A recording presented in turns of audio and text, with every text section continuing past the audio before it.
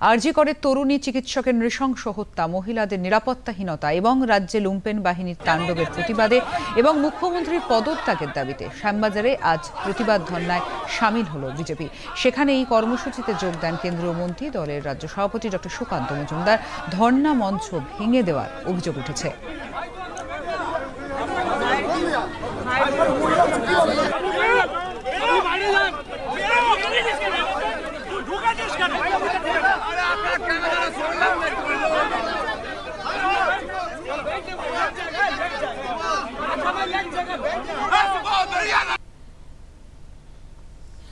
BJP নেত্রী রূপা গঙ্গোপাধ্যায় বলেন, রাজ্যের মুখ্যমন্ত্রী মমতা বন্দ্যোপাধ্যায় ভয় পেয়েছেন।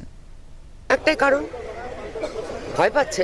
মঞ্চ ভেঙে দেওয়া হচ্ছে বারবার। মঞ্চ হ্যাঁ, ভাঙবে তো, আবারও ভাঙবে।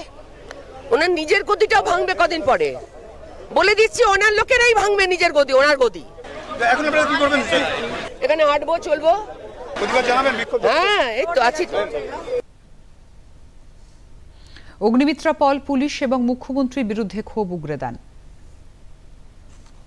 সাধারণভাবে যদি দেখি তাহলে মনে হবে যে কেন পুলিশ বা মুখ্যমন্ত্রীর নির্দেশিত সবকিছু হয়, কেন তারা ধামাচাপা দেওয়ার চেষ্টা করছে? কারণ এটাই যে আসল যে দোষী তাদেরকে আড়াল করার চেষ্টা করা হচ্ছে। কেন বললেন 7 দিন অবধি আমি সময় নেব, 7 দিন বাদে সিবিআই তদন্ত দেব, যাতে 7 দিনের মধ্যে যেটুকু প্রমাণ রয়েছে সেগুলো যাতে শেষ করে দেওয়া যায়। আমরা সব বুঝি।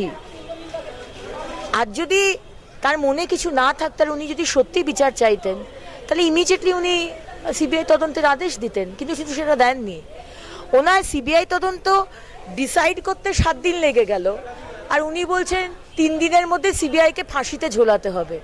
এ কি ছেলে খেলা নাকি?